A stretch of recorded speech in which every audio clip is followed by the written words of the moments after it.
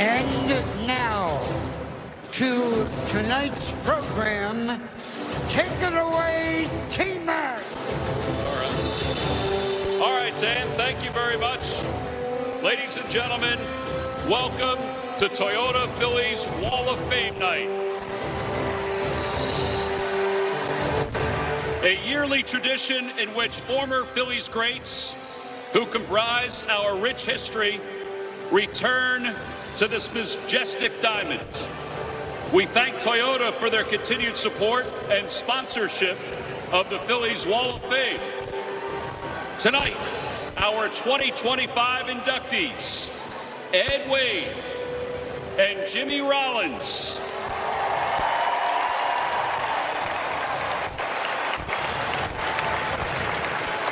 Will enter the Toyota Phillies Wall of Fame, a tradition that began in 1978 at Veterans Stadium.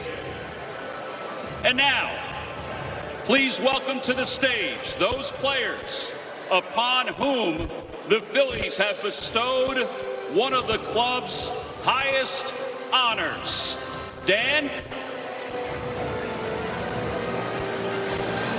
Scott Rollins.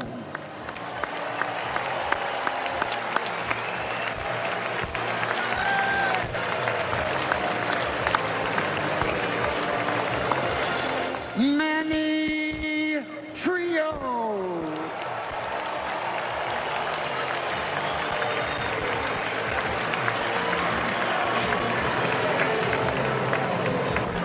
Pat Gillick.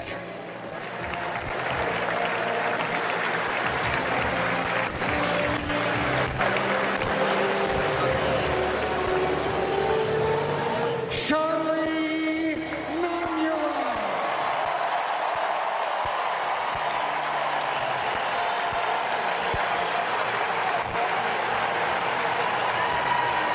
Mike Lieberthal.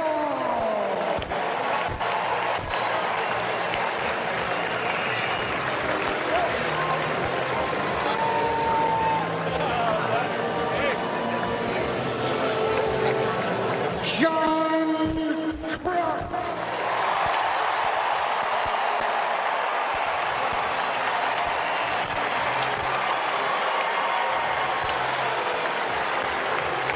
Juan Samuel.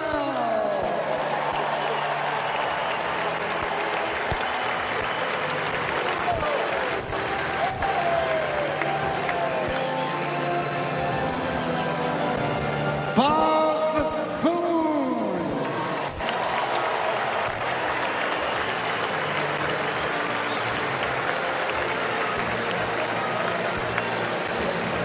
Gary Maddox.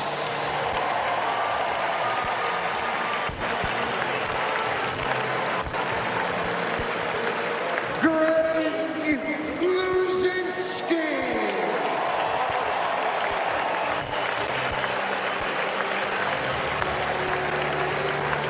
Larry Boa.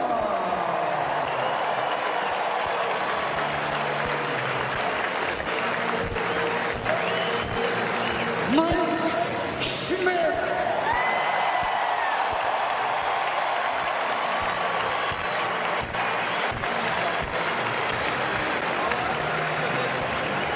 Steve Carlton.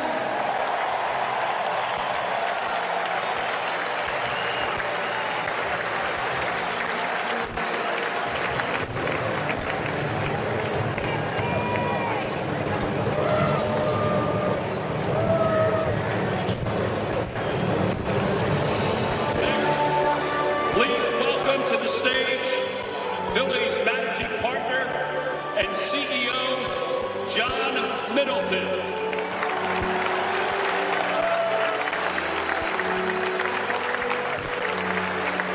One year ago, with John's vision, the Phillies began the tradition of honoring our Wall of Fame inductees with their own commemorative ring. John joins us on stage tonight to present our honorees with their rings. But first, our 2023 inductees. was not able to join us for last year's ceremony. Ladies and gentlemen, receiving his Hall of Fame ring tonight, Scott Rollins.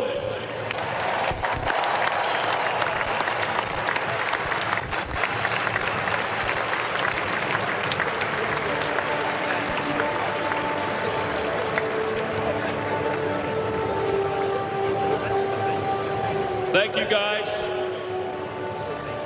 Ladies and gentlemen, tonight I am deeply honored to be on this stage as we forever cement the legacies of two men whose contributions both on and off the field were integral in bringing a long-awaited championship home to Philadelphia.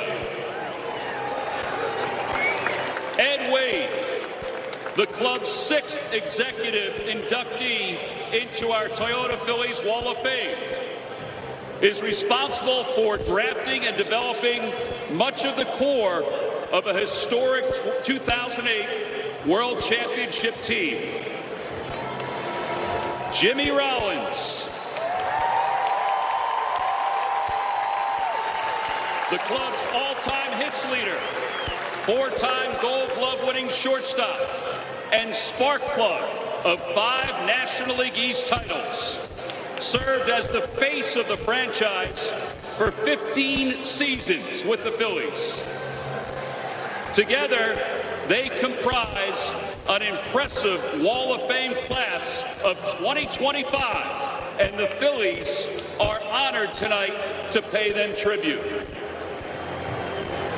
And with that, we now invite former Phillies manager Larry Bowa to the podium to speak about our first inductee, Ed Wade.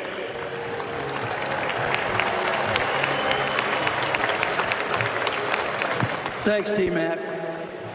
Good evening, everyone. What a great night for a baseball game. First of all, I want to welcome John Middleton and our ownership group, along with my fellow Phillies alumni, family, friends, and of course, the best fans in all of baseball.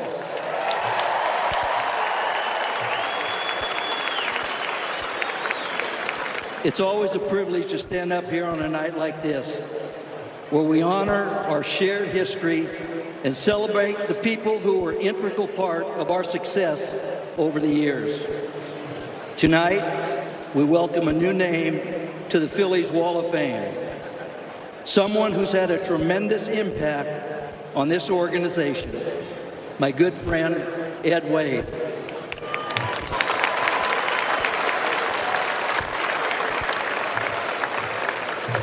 Ed's vision, dedication, and leadership was the foundation for one of the most successful eras in Phillies history.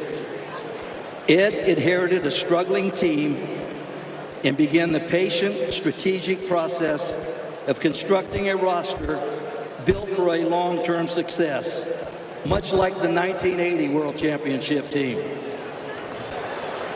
He drafted smart and developed talent the right way, and ultimately laid the foundation for the 2008 World Series champion Philadelphia Phillies. That team was loaded with players that Ed either drafted, signed, or developed, many of whom are with us tonight. Players like Jimmy Rollins, Chase Utley, Ryan Howard, Cole Hamels, Carlos Ruiz, Ryan Matson, and he also signed Jim Thome, who at that time was the top free agent in baseball. It not only changed the culture of the clubhouse, it had a major impact on the trajectory of our franchise, and it made my job a heck of a lot easier to put Thome in the lineup. Ed, we hope you know how much we as an organization, as a fan base, and our city appreciate the many magic moments you provided us. Welcome to the Wall of Fame, Ed. Please direct your attention to Fanavision for a short video. In 1998, after spending almost a decade in the front office, Ed Wade was named He inherited a second-tier ball club with an aging stadium and a skeptical fan base. But Ed Wade had a plan: get good and stay good. I was lucky enough to join Ed as assistant GM the following year, and I got a front row seat to a masterclass on how to build a champion. He just had a knack for finding the right talent and understanding the significance of what it is to play Philly baseball. He's a very knowledgeable baseball man. That came to my attention real quick. You know, my first impression of Ed was he was a very serious person. He took a lot of pride in what he did with the Phillies. Ed is remarkably thorough. He can think big picture, but he has a great ability to take the big picture and reduce it down to all the necessary details to implement. When you think of baseball and you see Ed Wade, it's like they didn't go together. You kind of looked at Ed and he had this sort of professorial look to him. Behind that was a fierce competitor. You could irk him a little bit, maybe make him a little bit upset, but the next day it was always over with Ed, and I always respected that about him. Ed's got a very good sense of humor, very dry. He can be funny. He can be really funny. My first hit is a grand slam, which is like, you can't even fathom thinking about that as a kid. But Ed Wade, Larry Boa, and John Kruk called me into Larry Boa's office. At first, I was kind of buying it, honestly, because Ed Wade was in there. We had some problems with you. They didn't put you on the roster. The computer work didn't get done when we made the recall from Scranton, tried to rush to get him off the bus. Because Ed Wade was serious. You know, he didn't mess around. I saw him in there, and I realized, okay, this must be real. You know what the biggest problem is with this whole thing? Do you honestly think Major League Baseball would make me a member of the... You think about where the Phillies were when Ed was named general manager. They were the bottom of the National League. They didn't have a lot of talent. When he told me, I think we got a shot at Jim Thome, I went, what? He wrote an email, a really heartfelt email to Jim Thome. Jim and his wife both said that email meant a lot to them on a personal level and was a big factor in the reason why they chose Philadelphia. And to get Jim Thome at that time when we were coming into the new ballpark was pretty special. Free agents are great, but eventually you have to go down on that farm system and you need people to come up through the system. How can you argue with the job they did? Look at the nucleus they brought to the majors with Jimmy, Chase, Ryan, Cole Hamels, Ruiz, Burrell. All those guys came through the system. Being able to develop homegrown talent and then just add pieces to that homegrown talent with us all learning through the minor leagues what we were taught was the Philly way. He said there was like a 5-year plan with these guys to get up here. Some years in the minor leagues, and give us about 5 years of being big leaguers, and we should be good. Ed was not afraid to pull the trigger on a move, even if it was unpopular to the fan base. He hired Charlie Manuel. They bring in all of these accomplished managers. Jim Leland was definitely brought in, and that's the guy that everybody wanted. And Ed took heat for it. Charlie was kicked around like an old football for a while. Ed was really positive about his team, and he was definitely trying to set up a club that could win and get the World Series and stuff. That was what he was all about. And he was just a fun guy to be around. Surely it was different, but I think it's what we needed at the time. It goes back to the Phillies way and Ed's vision. He knew what players he wanted. He knew what scouts he needed to player development people. He also knew what major league manager and coaching staff he needed. They did get good and stay good. It just took a while. He was driven to win, to prove that he knew what it took and how to make it work. His fingerprints were all over that trophy. I think a lot of the credit for this celebration tonight should go to Ed Wade because he put together a lot of this team. 3/4 of our infield, Cole Hamels, Pat Burrell, they're all guys that... You did make the addition of Matt Stairs, and that was a big home run. I kind of filled in around what Ed had in place, and so a lot of credit should go to Ed Wade and his group because they did a tremendous job getting the nucleus here in Philadelphia. Baseball is his passion. This town is his passion. He loved this city. He loved the Phillies of old. He cared a lot about the history of this team, and so it didn't go unnoticed when we won that, you know, he was kind of the architect behind it all. All those players who came in, they're his legacy. And their legacy is the 2008 World Championship. It's 5 division titles in a row. It's the 2009 NLCS Championship. And boy, if that's not worth honoring, you might as well get rid of the Wall of Fame. And to honor that vision, we are proud to induct Ed Wade onto the Phillies Wall of Fame.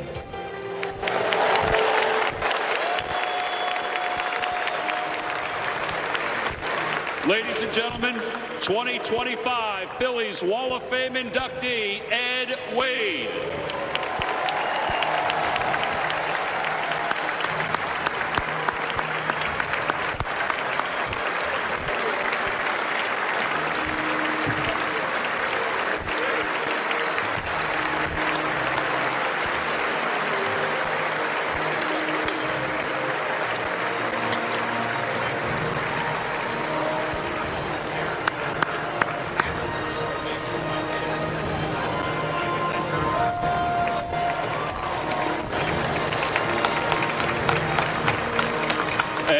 Would you like to do the honors?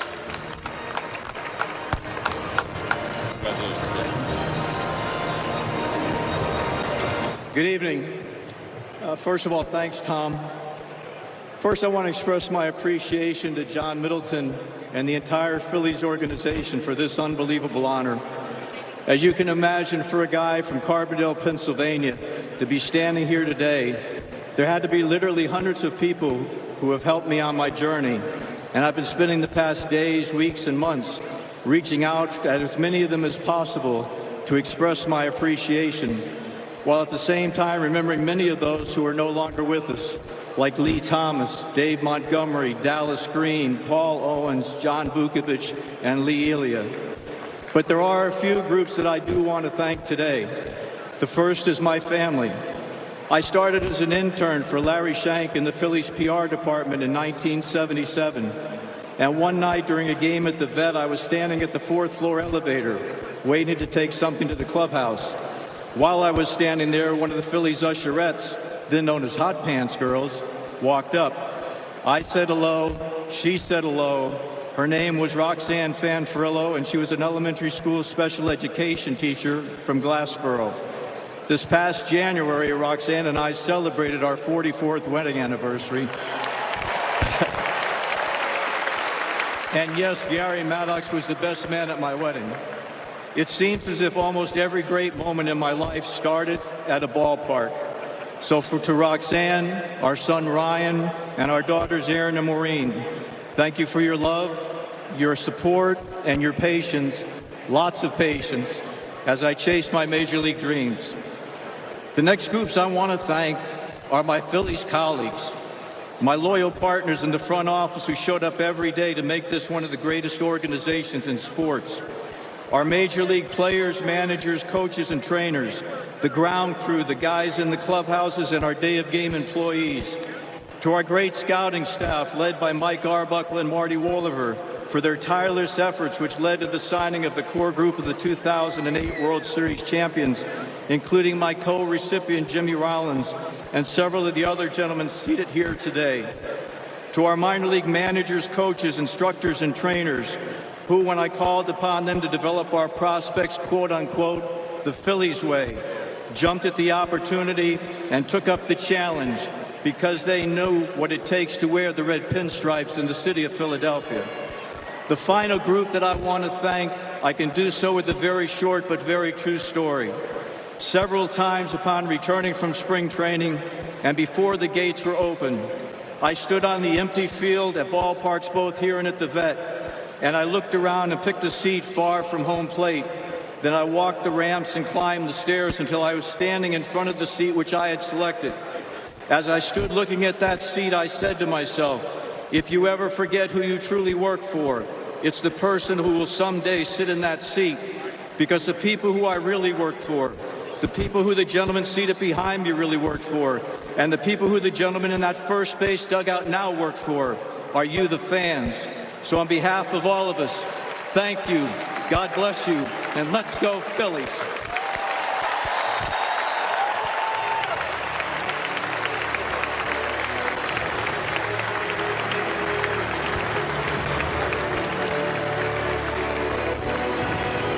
Thank you, Ed.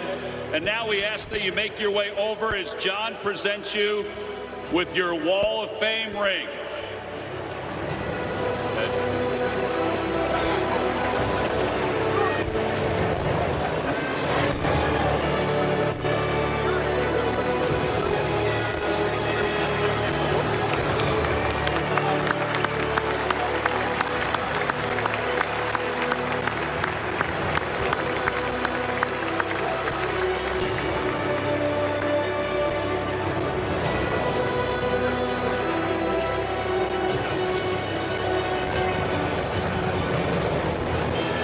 Well, Ed, thank you once again. As has been talked about on several occasions, is the contribution that Ed had made to the organization and some of the people who he drafted and signed over the years. One of those players Ed developed in the system and promoted to the big leagues is our next honoree.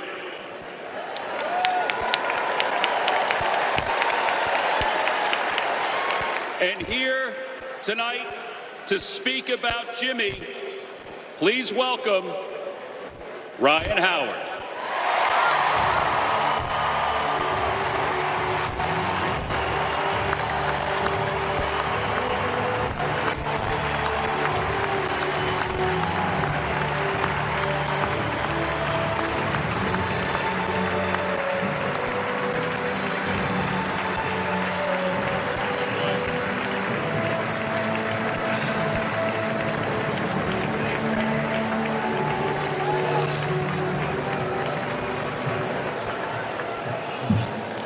Oh man, here we go. What's up, everybody?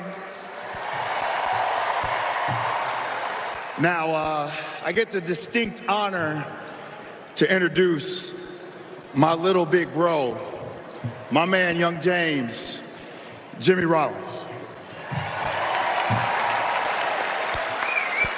Now, what a summer it's been for young James. Now, for everybody who didn't know, he's quite the golfer. And he goes out on national TV, hits a hole-in-one, and wins a boat. Because that's just what he does. And now, my boy is being inducted into the Phillies Wall of Fame.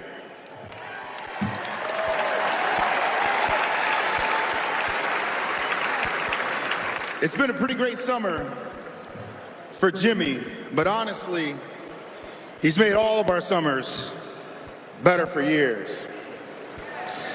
Now, back in 1996, the Phillies took a chance, this man right here, Ed Wade, took a chance on a kid from high school from California.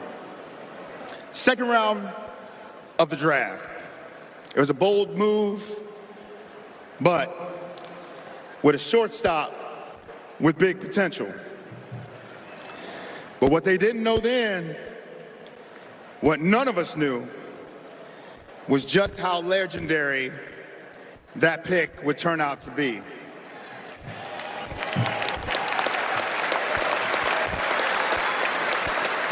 Because Jimmy didn't just live up to expectations, he redefined them. Now, we all know how shy Jimmy is. You know, it takes a lot to get him to talk. But for some reason, in 2007, Jimmy stood up and said that we were the team to beat.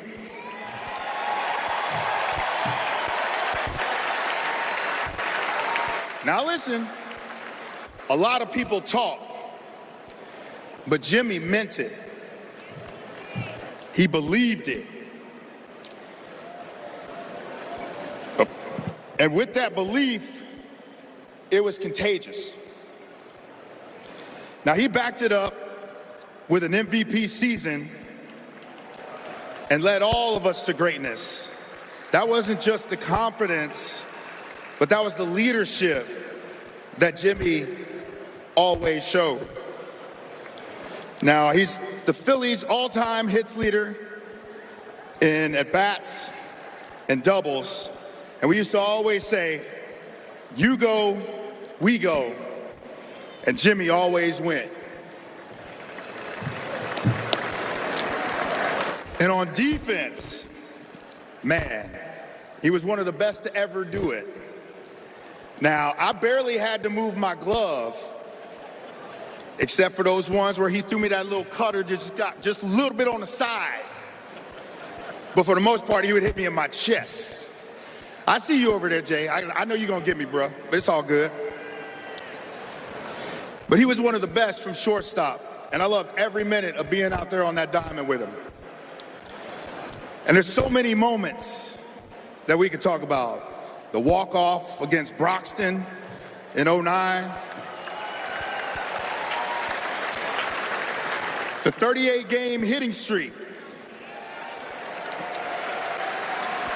And the diving stop that he made in 2008. But no matter what the moment, it always came with that signature J-Roll smile. Now, Jimmy's got all the accolades, All-Stars, Gold Glove, Silver Slugger, MVP, World Series champ.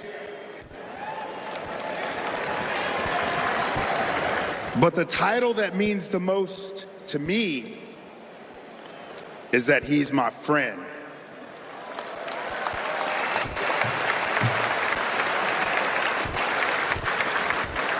He's been a mentor and a brother, someone who's always had my back on and off the field. So, young James, I thank you, bro. I congratulate you for the brotherhood, for the memories, and for leading the way. And now, let's take a look at a tribute for the one and only, my man, young James, J-Roll, Phillies legend, and my forever teammate.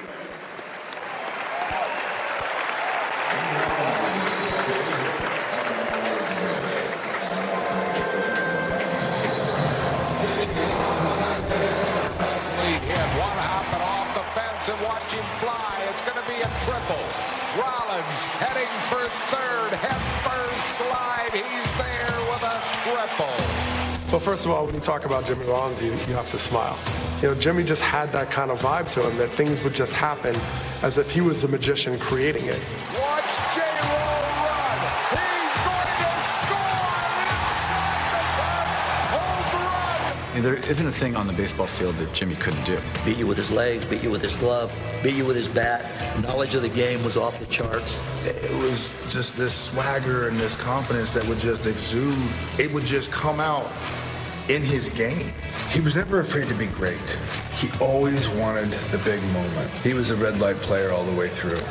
Jimmy Rollins has hit safely in 32 consecutive games, an all-time Phillies record. For a little guy with power was pretty surprising. You know, we knew Jimmy could run, we knew Jimmy could field, but we didn't know Jimmy can hit home runs. So to have that kind of pop, a switch hitter, was just something you don't see. He had that drive to be the best as a leadoff hitter, to be the best as a base stealer, and definitely to be the best as a defensive shortstop. His personality was as big as his play. If you can thrive off that, you're going to be a stud player. He always had that swagger that he felt like he could beat anybody. You know, J-Roll was one of my favorites to watch. He made a difference.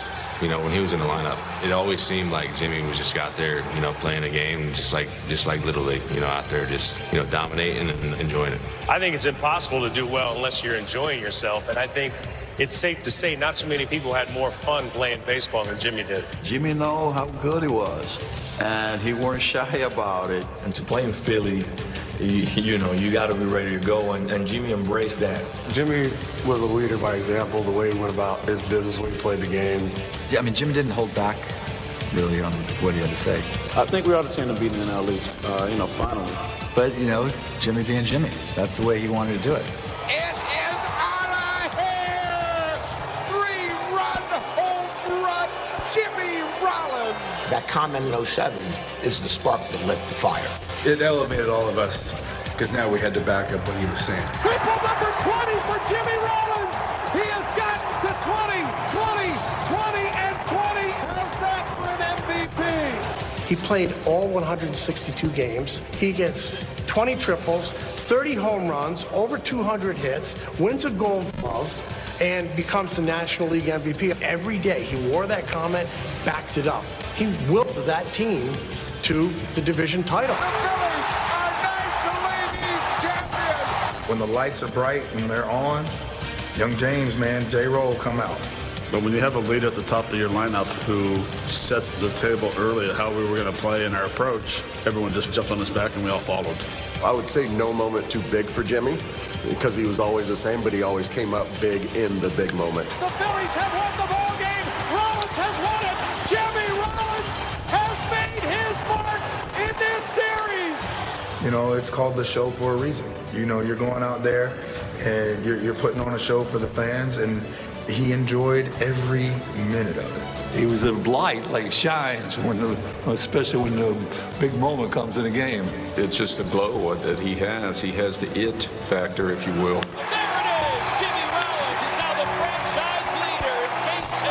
He just had that aura about him. He ended up being, in my opinion, the greatest shortstop in Phillies history. Brilliant defensively. He put up some Hall of Fame caliber numbers offensively. He was kind of the total package. He's everything the Phillies talk about. You know, he has grit. He plays with passion. He can beat you in all kinds of different ways, and he showed up and did it every day. Swing and a miss, struck him out. The Philadelphia Phillies are 2008 World Champions of Baseball. Jimmy was the leader. Jimmy cared deeply about winning. He cared deeply about his teammates. You take him out of the equation, I don't know that any of that happens. That's his legacy. And there were definitely days that you put us on your backs and carried us through. That it takes more than one player to bring home a championship. And this is what we got here. Thank you.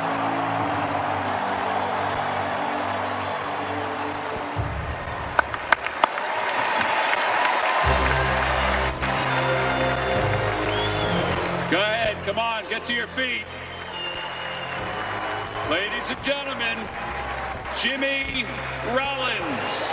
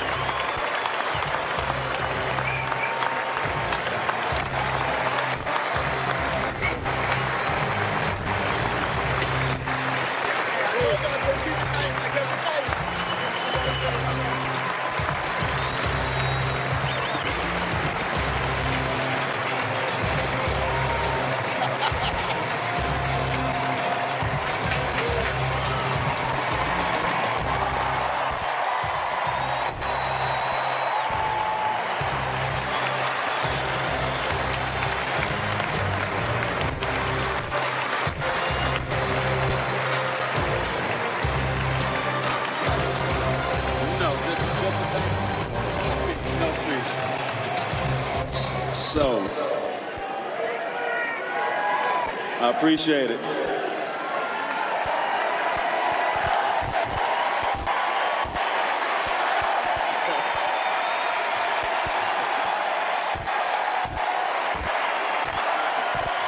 Thank you, thank you, thank you.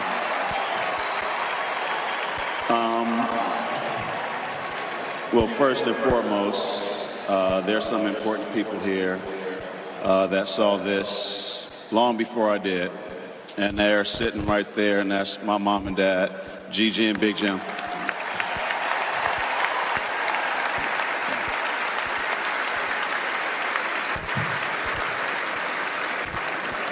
And some other people over there. My cousin Marcel, who put the bat in my hand first. My brother Antoine, who hated the shag, but he loved to hit. Made us do all the cleaning up. And then I'm glad that I have my 3 daughters here with me to see this moment.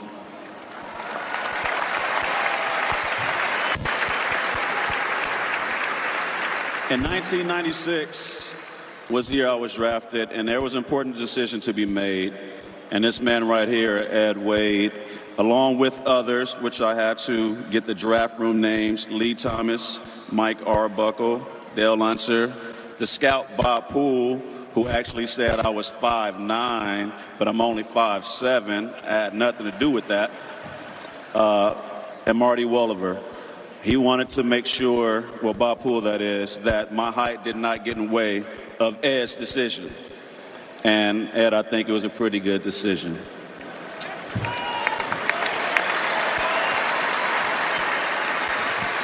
There's no speech, Bo. There's no speech, brother. That's not what I do. So, we're here, and I get to join all of these old guys on this stage. And I tried for years to put this off. And then I got a phone call from John Middleton. And when he calls, I knew it was serious. And he said, hey, we want to put you on the wall, and we want to put David Montgomery also, who is no longer with us. And it was an easy decision for me. Well, one, I would never dare go in before Dave Montgomery. We know what he means to the city, to this team, and to all of us on the stage.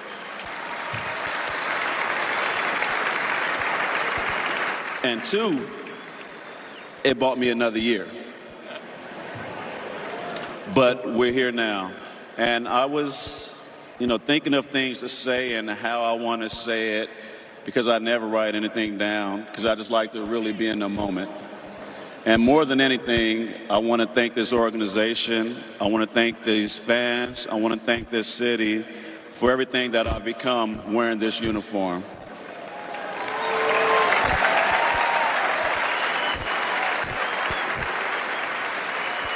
You always hear that Philly is a tough place to play, and it is.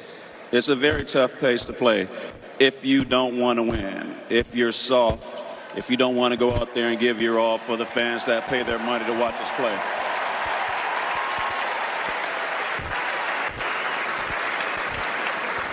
And for a long time, we were chasing ghosts, the ghost of the 1980 championship team, which these guys played on. And it was hanging over our heads, and not as just players, but over this city. It had been a long time since a championship had come to the city. And I got to play for Larry Boa, who was my first manager.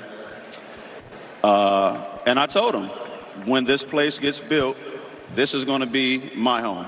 You guys built the vet. But when we go to the Citizens Bank Park, we're going to win our championship there, and that's going to be our home.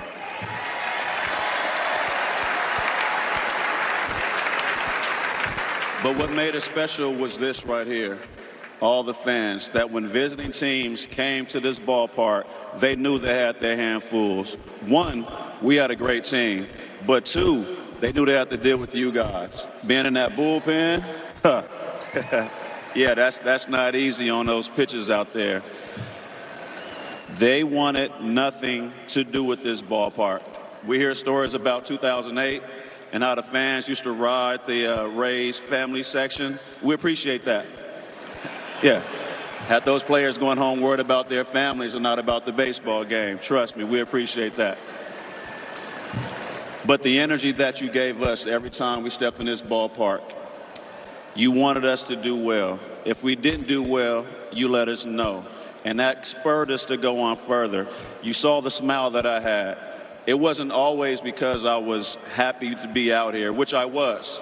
It was just sometimes I'd have to remember to look up in the sky and remember it's blue, and that I was once in those stands. So if I'm not doing my job, I was once that kid watching that big league player asking why he wasn't doing his job.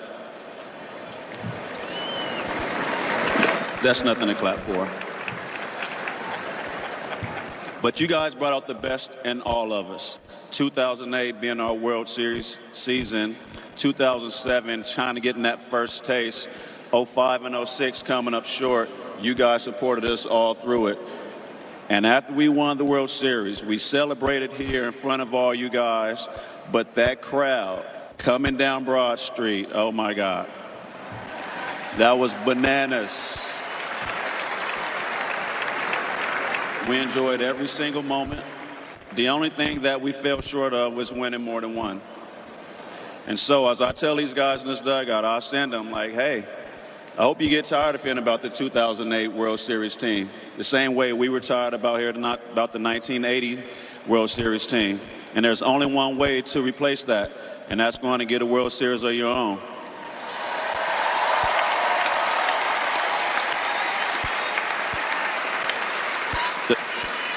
I love you too. The fans are here. They want to see it. I want to see it. We didn't win just for it to go away. We want you guys to keep that legacy going forward, to get that ring. There's nothing better than winning a championship here in Philadelphia for these people in front of this crowd, representing this city. It's our names on the back, but we all represent Philly across the front. So thank you, Philadelphia, for letting me represent you guys for 14 years in this ballpark the city of brotherly love, the city that's going to push you forward, the city that's going to make you great. It wasn't me. It was you guys pushing me to greatness. And thank you.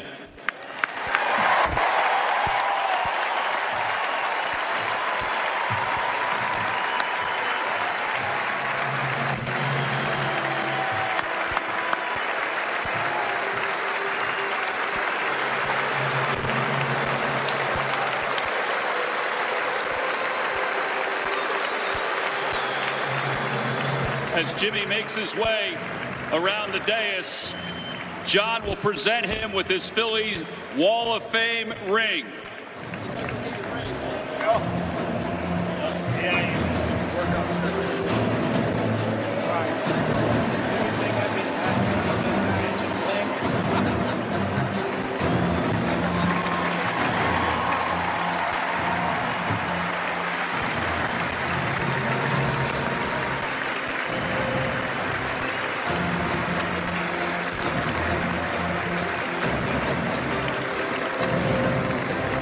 All right, Jimmy and Ed, it's time to head out to the wall to make it official. Unveiling Wall of Fame plaques for both the 49th and 50th inductees. He has a storied history with both and with this great city. Chase on the count of 3. 1, 2, 3.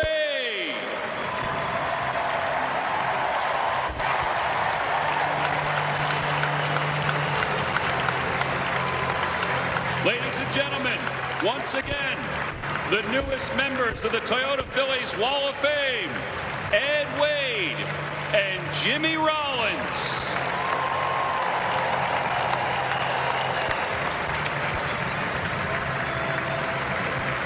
And ladies and gentlemen, as is tradition, we now invite our Wall of Fame inductees to take their victory lap around the fields.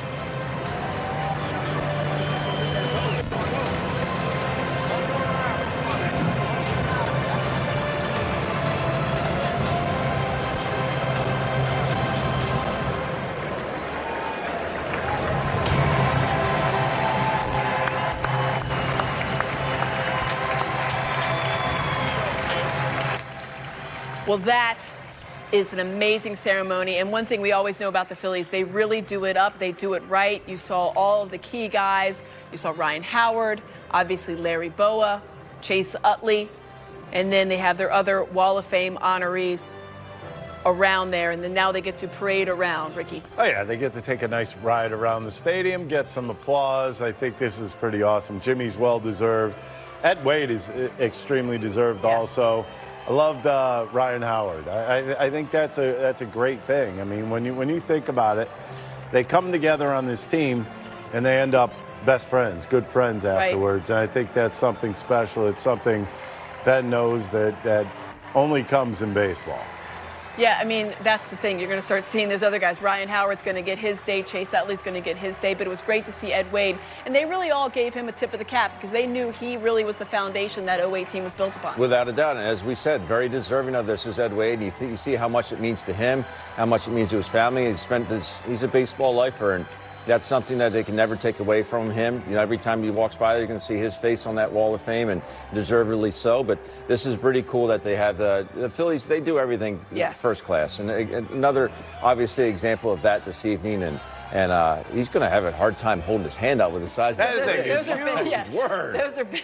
Those are Wall of Fame rings. Those things are monstrous. They're pretty impressive. Of course, the fanatic out there, as he should be. But this is what it's all about. You heard Jimmy and Ed Wade both reference the fans. This is really what it's all about, Ben, when you see all the fans being able to really show their appreciation. Yeah, and it's something, I mean, obviously that happened a long time ago, that 2018, but they still remember it like it was yesterday, and very deserving of these fans to show that support, and they really are the best fans in baseball. These fans forget nothing. No, exactly. They forget nothing. They remember every out, it seems like.